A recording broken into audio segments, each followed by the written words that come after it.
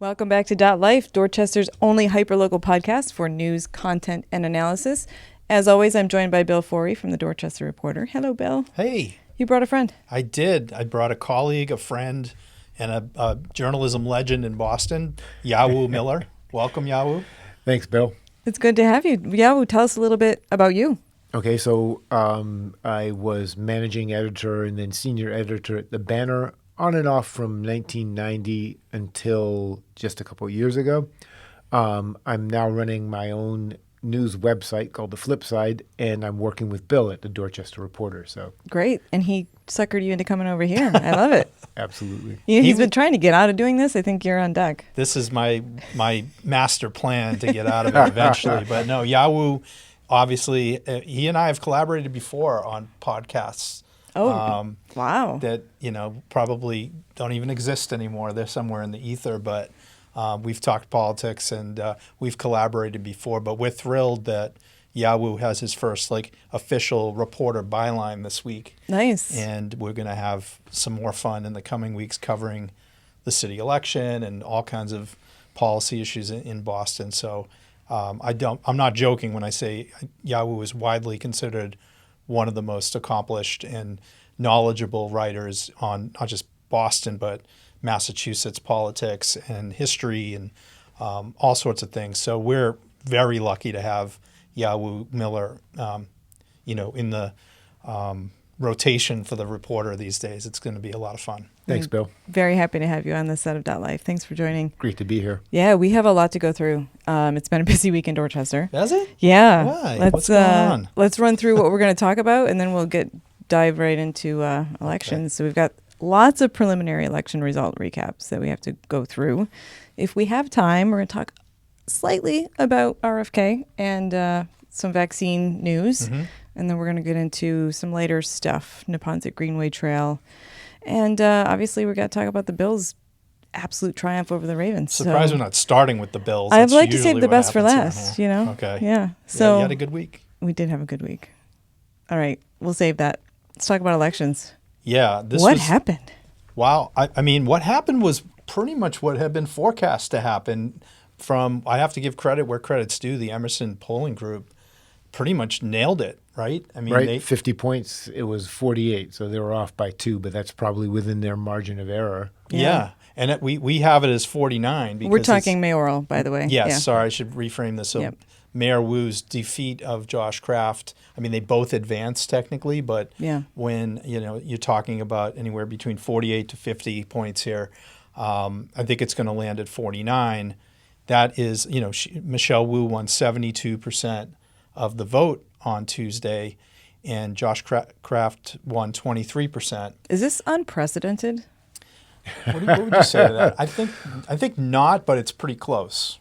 Yeah, it's hard to say. When the more you know about politics, the more you know that you don't know. So we don't look. We've not been following things since before the 1990s. So I'm sure there's a precedent out there somewhere, but in recent history, no, I think this is pretty unprecedented. Yeah, I think Tom Menino had his first challenge was kind of a nominal challenge by somebody who ran against him, and I think it was Ed Doherty back in '97, and that was also kind of a thrashing. Okay, but it wasn't unexpected. Yeah, this one I think is unique in that you're talking about a candidate who entered this race and poured a lot of money. We're talking upwards of, I think, $3 million so far in his campaign, plus super PAC money that's relatively new phenomenon in Boston politics, anyways.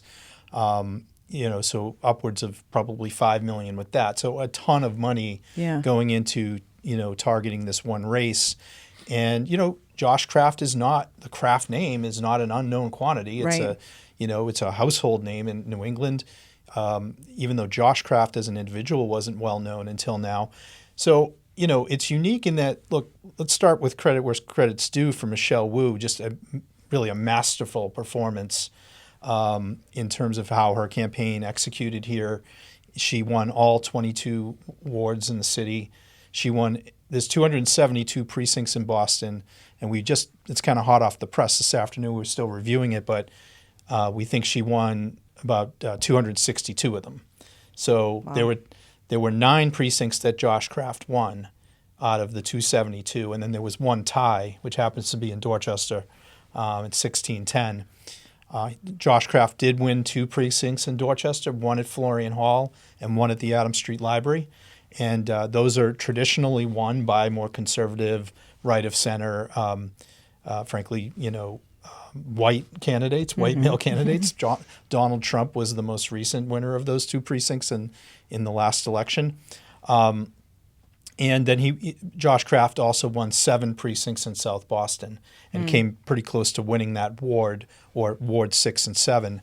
But other than that, it really was a wipeout. And we're talking like 2-1, 3-1, 4-1 margins in some of the precincts in Dorchester, Roxbury, Mattapan, Hyde Park, Roslindale, Jamaica Plain. But even in places like the North End, where I think there was some concern from the Wu side, or maybe some optimism from the Kraft side, that some of the controversies of the last few years, lawsuits, et cetera, are there. Obviously around Franklin Park with the White Stadium controversy, no sign really there of any really massive, certainly no uprising against this mayor. She won all those precincts.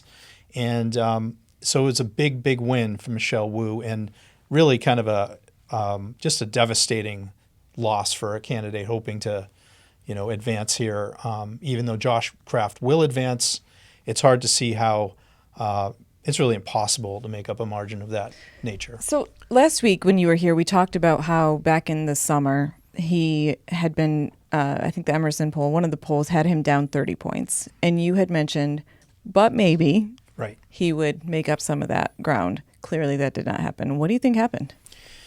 Well, I think the main thing that's happened throughout this whole campaign is that the Trump phenomenon, the federal onslaught that continues to be a menace, and maybe even more than a menace, like a real threat to the governance of the state, the city, the region, the leadership. That really interrupts any sort of narrative around, hey, let's talk about, whether it be White Stadium or public safety or whatever. Bike lanes. Yeah, the things that are real, these are real issues. And in a normal campaign cycle, that would be grounds for a really competitive campaign, especially from a well-funded source. What do you think? Yeah, I mean, Kraft outspent Wu, but every time Pam Bondi or the Trump administration attacked Wu, it was free advertising. I think Gin Dumchus was saying it's like in-kind donations from the Trump administration. She had a rally on the City Hall Plaza and news cameras rolling, and all she has to do is say, Boston doesn't back down to bullies, blah, blah, blah. Her messaging was really tight on that. And, the Trump administration created an opportunity for Wu to cast herself as a heroic resistor to, fascist type government policy, and she couldn't buy that kind of PR, that kind of exposure. I take what you guys are saying, but I wonder if we're being too simplistic or reductive to say it's because of what's happening at the federal level. Do you think things were happening with their messages at the local level that didn't resonate with Josh or that did with Michelle Wu? I think it was difficult for Josh he's the first-time candidate. Yeah. Never run for anything before, and he's also new to Boston in the sense that he's never lived here before. Sometimes you look when Michelle Wu first announced for mayor, you watched her sort of scale up, like sort of gain more confidence, sort of drop the nervous tics, nervous laughter when she's speaking, and gain more confidence. And I don't think I saw the same with Kraft, where he didn't level up as his campaign gained steam. There's sort of this intangible thing of charisma. I didn't feel that coming from him as much as you'd expect as you'd want for your candidate if you were backing them in a race. He just didn't build the momentum. I think to your point, yes, there's major deficiencies in Josh Kraft's campaign, in him as a candidate. There's a degree of hubris to think you can just jump into a city race and run for mayor for the first time, having never done anything in government. That having been said, even a really strong candidate would have a real uphill climb against Michelle Wu. Yeah. I mean, first of all, she's personally an excellent politician. She's shown that throughout her career, advancing through the Boston City Council, where, by the way, that's a good place to start if you're going to run citywide, right? Not maybe pick off a citywide seat and learn the trade and learn the city. She did that for 3 terms, and also built a coalition that would, when she was ready and the position was ready, she could deploy a team. Yeah. And so, it's the seasoning of a very good politician who's still pretty young at it. I think she's 42 years old. And also this unique moment in, American history and in Boston history where she can, there's nothing manufactured here from the Wu side, right? Like, they have to react when the Attorney General of the United States threatens the city. Yeah. They have to react when the Health and Human Services Secretary, is going to strip Medicaid funds and, decimate community health centers. There's no choice but for them to act.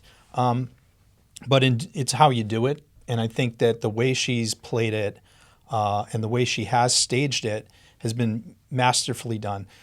The speeches given last night from both camps, Kraft and Wu, it was a central theme. It was Kraft complaining about getting tagged as being too much aligned with Trump, and that Michelle wants to change the subject and just talk about Trump all the time. And it was Michelle Wu and Ruth C. Louis Jouen who introduced her, who we'll talk about in a minute. She had a great night too. Talking about how Boston's under attack in many ways, and they're not wrong. This is not hyperbole when they're talking about, deploying the National Guard, right, and things like that. I mean, real issues, and by the way, leaders who themselves could be in the crosshairs of, potential prosecution from a very aggressive U.S. attorney. So, look, I think it's a confluence of things, but at the end of the day, it's also about execution, and give the Wu team and their allies credit. They executed masterfully on Tuesday. The only caveat we have to say is it's still only a 22% turnout, which is one out of 5 Bostonians who were registered to vote, less than 1 out of 5, I think, showed up. Yeah, I want to talk about turnout at the end of the election segment because it obviously impacted all of these races. But before we get there, what's next for this race? I mean, do you think that Josh Kraft will lean more into Trump now that these results have come out? Do you think he'll try to distance himself more? What can we expect? Hard to say, right? We don't know. We're not privy to his war room chats, but and he just turned over staff, right? So Yeah. it could be a whole new strategy coming out. yeah, I mean, we'll be watching with great interest. But it's tough. It's tough to bounce back from this in the preliminary.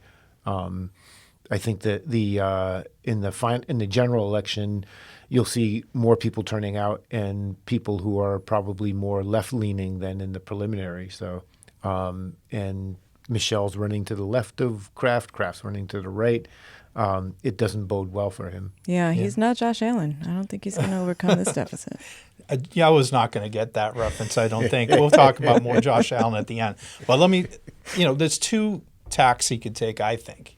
One you mentioned is, lean into the base that you obviously have, which is, you look at the precincts he won. Those are basically the same precincts Donald Trump won. I know Josh Kraft isn't Trumpy himself, and I believe him when he says that. But the base that he's attracted to his campaign so far is, you could kind of double down on that and try to advance with that. I don't think you'll get very far. It's not working for Eric Adams in New York. Yeah. So I don't know that it would work here either. I wouldn't advise him to do it, but somebody might, and it would be a bad idea. Yeah. The other thing to do here is be realistic about the likelihood is this isn't going to go well. Yeah. Take a proverbial knee here to continue the football references, and consider, think about your legacy. And, Josh has a good reputation in the city for a lot of good works he has done with the Boys and Girls Clubs and a lot of other efforts. this might be an opportunity to turn that 3.5 million that you were going to basically burn in a general election now, and maybe try to rethink how to use that, or gather up some other of the people who are pouring money into a super PAC to try to take down Mayor Wu, who's clearly that's not gonna work. Yeah. Pick an issue here that he's actually articulated well. Mass and Cass, public safety, things that are real problems, and maybe help take your policy position on that and say, look, I know this isn't, I'm not here to be an enemy to Mayor Wu. I want to be an ally. I'd like this city to get better. I think we can do better, and try to, craft something around that. That's pretty much the play I could see. And with that win left. under your belt, maybe run for something else in the future. There's other politicians who have led the state who started off and lost elections badly. Yeah. Charlie Baker is one. He lost very badly to Deval Patrick, and he was a bad candidate. He reemerged 4 years later, and he was a new guy, and he became the most popular governor in the United States. Mm-hmm. Mitt Romney had something similar too. And, but it's really a moment for maybe Josh Kraft and his team and his family to think about that, that moment, that opportunity to maybe pivot and not go, sort of down that rabbit hole of it's not going to work in Boston either to go Trumpy. No. Honestly. No. There's no more room left. I think you got all those voters on Tuesday. And once you do that, it's tough to come back. So really think about it before you go down that path. Right. At-large candidates. This was another contentious race. Lots of candidates. Where did we land? It looks like all four incumbents landed pretty much in order of what you might expect, with Ruth C. Louise Yuen, the top finisher. I think that Julia Mejia was kind of a standout performance in the sense that she spent a lot less money than the other candidates, raised a lot less money. She was in third place in the last electoral cycle, and she bounced right up to, just a couple thousand short of where Ruth Z was. What I observed with her in the few precincts that I looked at was that in Roxbury, she outperformed Ruth Z by a pretty healthy margin. Of 7 precincts that I was able to look at last night, they tied in one, and then she had a substantial margin over Ruth Z and the other 6. That was kind of interesting to see her rocket ahead. I think a lot of us expected Frank Baker to do better, and we were, I think a lot of the punditry was looking at Henry Santana as, perhaps somebody who might lose his seat. He was quiet coming into this, right, in terms of relative to the other candidates. For the last 2 years, he's been a little bit quiet. Yeah. Hasn't made waves, hasn't necessarily distinguished himself on the council, didn't hold many hearings. And, the hearings that I watched him in, he was kind of quiet in that he didn't have a lot of questions for the people who were coming before his committee. And then there was the issue of him struggling to get 1,500 signatures to get on the ballot. It was kind of a last-minute push, and he had help from Mayor Michelle Wu, which sort of led people to question whether he would have actually back on the ballot. Did he? As an sitting at-large councilor, you don't have, a dozen volunteers who can go out and collect signatures. But, he pulled it off and was well ahead of Baker, I think 3,700 votes. The latest numbers we've seen just this afternoon is a 4,400, roughly 4,400 vote difference between Santana and Baker now. That's not what you expected last week, right? Baker was really... First of all, I did expect Josh Kraft to do a bit better than he did. So that affects Baker for sure. I because think they were so aligned some coattails there. Yeah. And by the way, here's an interesting number. Josh Kraft won 21,000 some odd votes on Tuesday. How many votes do you think Frank Baker got? More or less? More. He got more. Yeah. Frank Baker got 26,240 votes. Okay. So, and he finished 5th in the at-large balloting. So, just to say, first of all, that's how badly Kraft did. Yeah. Right. And also that Baker, he does have a constituency. And it was his first time running at large. So he was the first time being on the ballot in places like East Boston or Charlestown and other places where he might improve. Mm-hmm. The problem for Frank Baker is tied to Josh Kraft's problem, is how do you grow your vote from the prelim to in the general.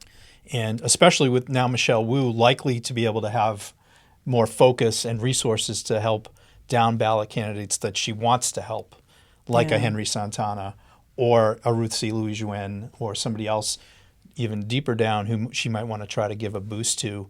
I think it's fair to say that Wu will be able to maybe free up some of her resources or her team or put more boots on the ground behind somebody else.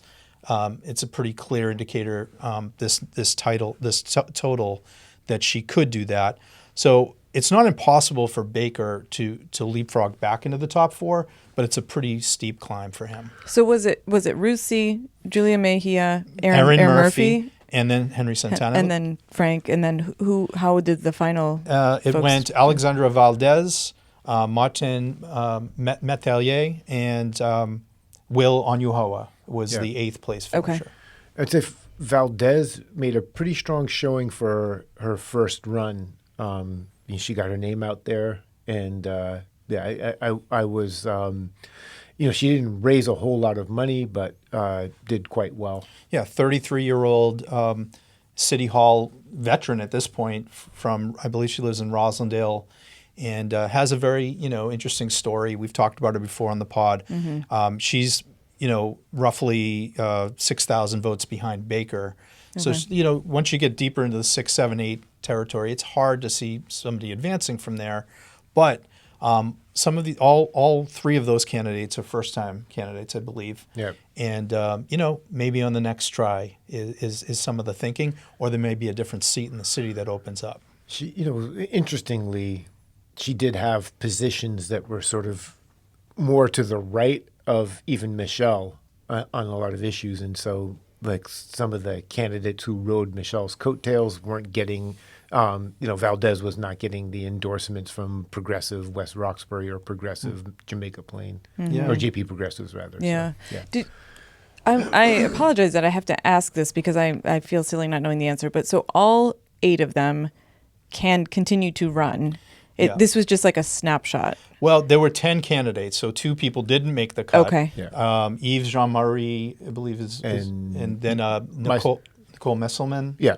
So those 2 are out. Okay. They were the 2 that did make the cut. And so those 8 candidates will go on, and then you get cut down to 4 on November 4th. But there's quite a bit of ground to cover in a month and a half if they want to. That's true. And, the people who finished, a big part of this is going to be money now. Mm-hmm. If you've kind of finished out of the lead pack, then it's harder to raise money now. But if you're Henry Santana and even Frank Baker, you're close enough there where you can make a good pitch to donors to say, help me get over the hump here or help me stay on the council. Yeah. We talked about that dynamic of how, at one point, about 10 years ago, you'll remember Yawu, that Ayanna Presley, who was expected to finish high up, finished like 4th and was on the bubble, as they say.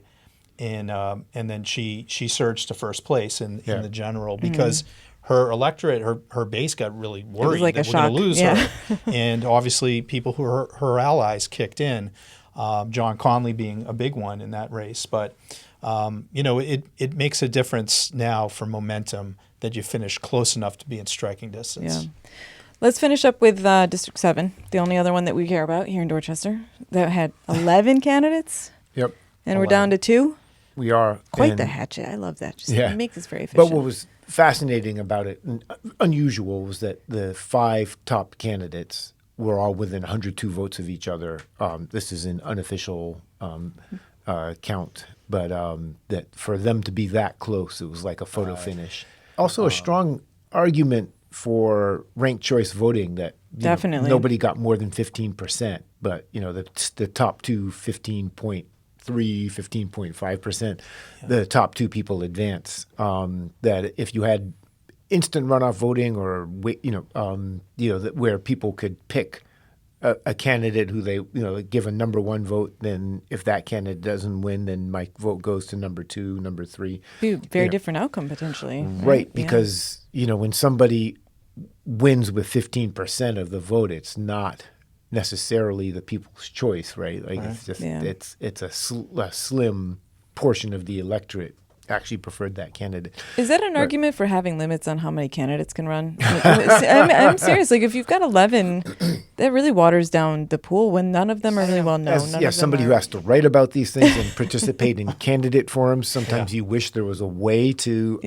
limit the number of people running, but then how would you do that? You know, it'd be profoundly anti-democratic, but it would make the debates a lot more manageable and make it a lot easier to write about everything. No doubt. But the candidates who did win, we should say, Saeed Ahmed is the top vote getter, and he was followed by ultimately Minyard Culpepper, and so that's your final for the general election. Okay. They'll go head to head on November 4th. And I was curious to get Yawu's take because he was there, talking to both those candidates last night. Both of them, I think, had headquarters in Roxbury. Right. And but it's, at one point you were going 5 different directions because you didn't know who the final two were going to be. Right. So I was with Maverick Alfonso, who finished in 3rd place, and then Minyard Culpepper. So Maverick was right in Nubian Square, and then Minyard Culpepper was at the corner of Washington and Melnia Cass Boulevard, and then Coach Saeed Ahmed was right near Roxbury Crossing, and I had to go to all 3. Did you have a scooter or a bike or something? Or an e-bike, yeah. Okay, I'd been biking around on a regular bike all day, and I tired myself out, so I switched to an e-bike, and that actually made it so I could get the photographs and get there in time. But we were on deadline, man. We were all trying to get this and then be able to go to bed at some point last night. Yeah. But I found it interesting that Minyard Culpepper is an ordained minister, right. And he's Pleasant Hill Baptist Church. Okay. He has a following. He's run before for different seats in city and state government, I believe. So this is, I think, the first time that he's been in a general election where he's a real contender, because remember, we have these 9 other candidates, some of whom have pretty healthy vote totals on their column. And they'll now, both Culpepper and Ahmed will be, trying to court those candidates. How do you see that lining up, Yawu? Do you think that one of them has an advantage over the other to make alliances with the sort of also-rans now? It's impossible to say, right? Like, you and I are going to do the same thing. We're going to go through the ward and precinct totals. I'll be doing that for District 7 and looking at where did each of them perform better than the other. So the precincts I was looking at, so right after balloting ends at 8:00, they start tabulating stuff, and then they bring out these tapes that show the results, and they post them up on the wall, like usually within 20 minutes, half an hour. That is actually the first time that I've done this at Bill's urging. So at the Higginson School in Roxbury, there were 4 precincts and there were 4 tapes, and then I got to go to the Shelburne Center, which was, and this is all thanks to an e-bike, about less than half a mile from there. There's the Shelburne Center. There's 1 precinct there, and then I was able to get to the Boys and Girls Club on Warren Street near Nubian Square, and there were 2 precincts there, so I was able to look at 7. And Saeed didn't do as well as Culpepper seemed to do really well in all those precincts. I think he won like 6 of those 7 precincts.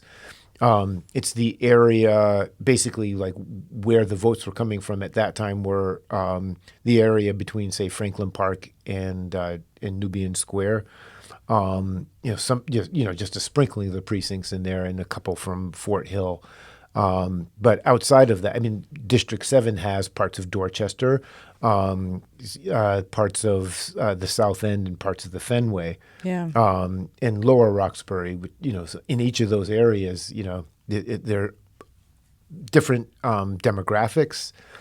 And so it's, I think it's 40% African American or 40% Black. And within that, like in my neighborhood, in the summertime when people are having parties, I can tell which neighbor it is. There's soca music. It's my Trinidadian neighbors. It's reggae. It's the Jamaican neighbors behind me.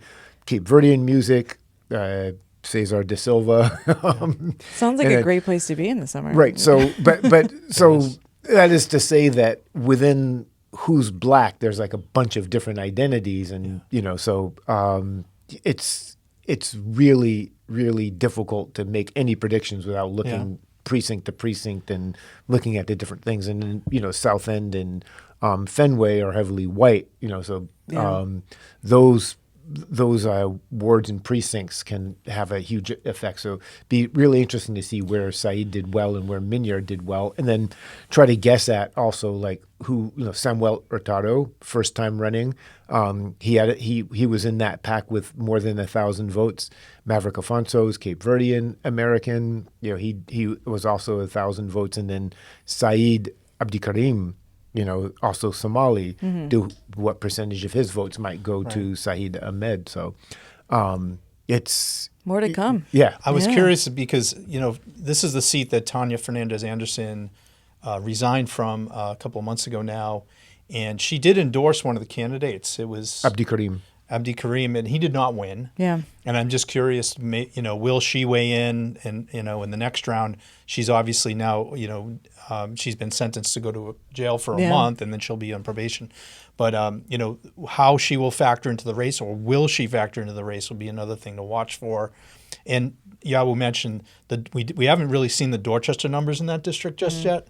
And I'd be very interested to see Upham's Corner, Dudley Street Triangle, the Columbia Road Corridor, how those went. And I'll venture a guess. Yeah, go for it. Maverick Afonso, because he speaks Creole, Cape Verdean Creole, and those districts are heavily Cape Verdean.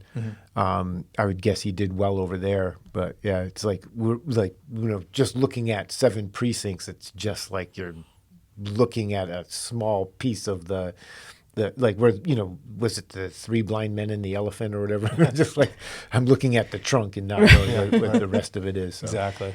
So let's wrap up elections. I want to come back to the turnout numbers because they were abysmal, right? Very, very low. 22%, you said? They were. It's all in context. So back in 2017, when Marty Walsh had a challenge from Tito Jackson, the city councilor from Roxbury at the time, that turnout in the prelim was only 15%. We went back and looked at that. I was like, wow, that was really low. Yeah. And I think it was in part because there wasn't a very competitive at-large field that year, and it was just Tito and Marty. Okay. And it was a fait accompli that they were both going to advance. There just wasn't a lot of energy behind the prelim. It was really saved up for the general when I think the turnout went up to 35 or something like that. And obviously Marty Walsh won that handily. This one was expected to be more competitive, and the turnout was a little bit better than 15, obviously 22%. It ended at 22%, like basically 96,000 something Bostonians. That's disappointing when you have 450,000 some odd registered voters. Ultimately, like I said, only about 1 in 5 decided to participate. What we're looking at in this city, though, to be honest, like when you look at 2013 to now, the population of the city is going up. It's increasing, and then people are registered for presidential. Roughly the same number of people is voting, but there's more people in the city. And the new arrivals are, Boston has a large transient population, and that's increasing as a share of the total population. They don't vote. Like if you look at the Seaport district, the voter turnout numbers are like single digits consistently. And then if you say, okay, that same demographic is everywhere now in not in every neighborhood, but, downtown neighborhoods, the South End, parts of Dorchester, people who, came here for a job, don't pay attention to local politics, don't read local newspapers, don't care who the city councilor is, don't know what the distinction between city council, state rep, and Congress is. Like we're living in a city that where the electoral base there's an electoral base that's kind of remained steady, but then there's also all these new people who aren't participating in our electoral system because they're not invested here. And I think that's something that every campaign has to deal with, Yeah.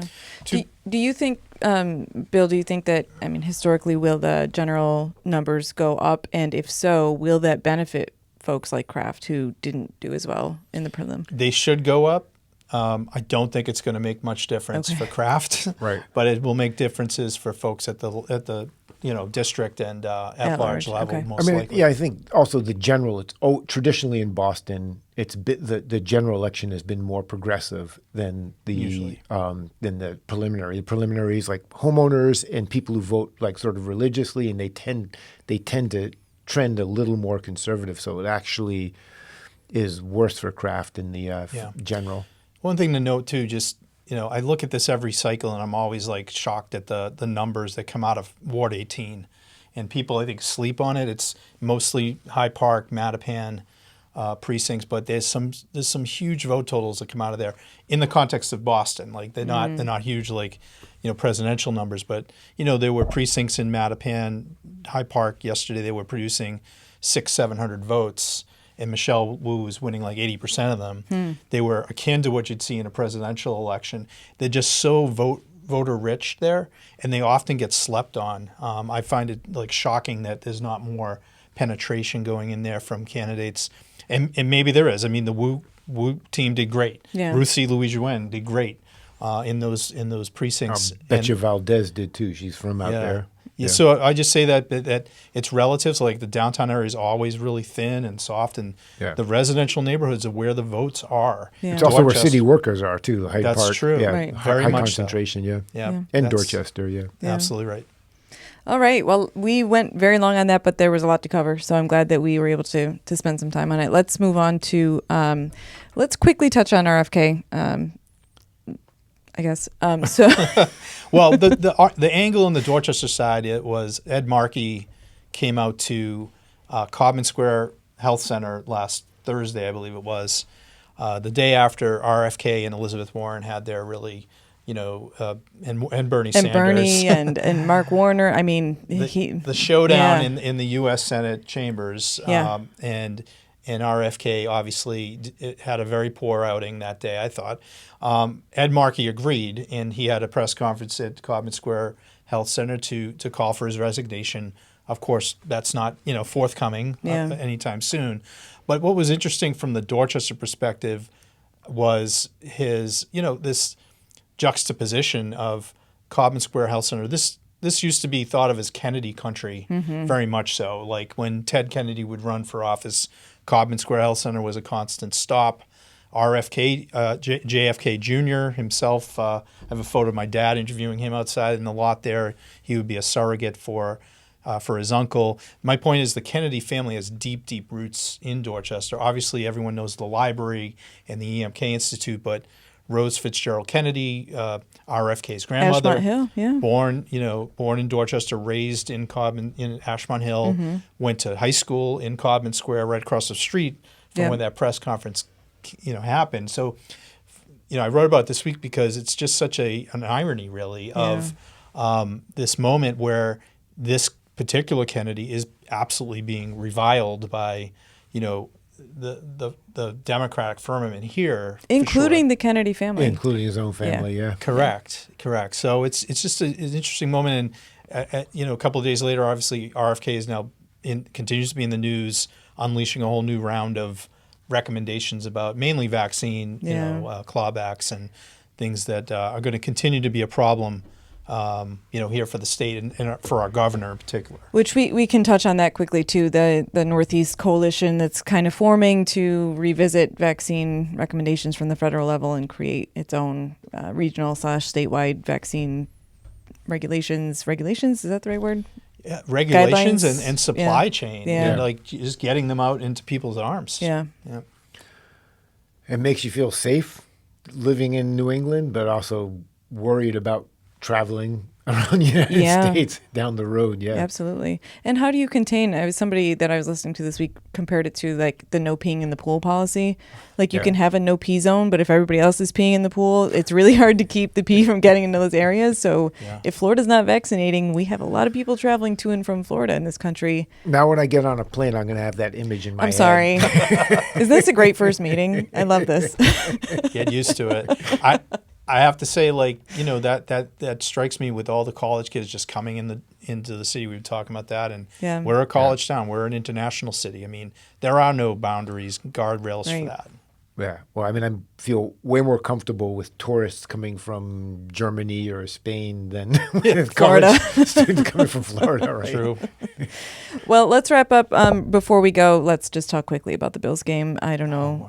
I mean, Bill, I know you did your research and watched it. Well, I watched the highlights. I Yeah. watched like the 20-minute YouTube version, like the summary, because I fell asleep. But congratulations! Yeah, it was quite the game. It was an amazing game, and Josh Allen continues to be like, I can see why you are wearing his shirt. Thank you. I will say I caught a little bit of the Patriots game. There's still some work to do, but There's a lot of work to do. There's some points of hope there. I think Drake May's got something. Well, yeah, he's got something, but I wasn't impressed with the whole Patriots. This whole Vrabel era is supposed to be getting off, and it was the Raiders. I mean, they're not. Yeah. That's not a great start. Yeah, that's so. Tom Brady's team. He's the owner. He's got an ownership stake. He's got doesn't a he? vendetta. Yeah. Okay. A lot of those going around these days. Well, this has been fun, as always. We're not even going to get into what's coming up next week because we're out of time, but thanks so much for coming. Really Thanks for appreciate having it. us. And Yeah, keep thanks us for posted on having what's us. going on with the, as the numbers come out and get solidified and more official. Definitely. We're on it. Thank you. Thanks, Aaron. Thank you.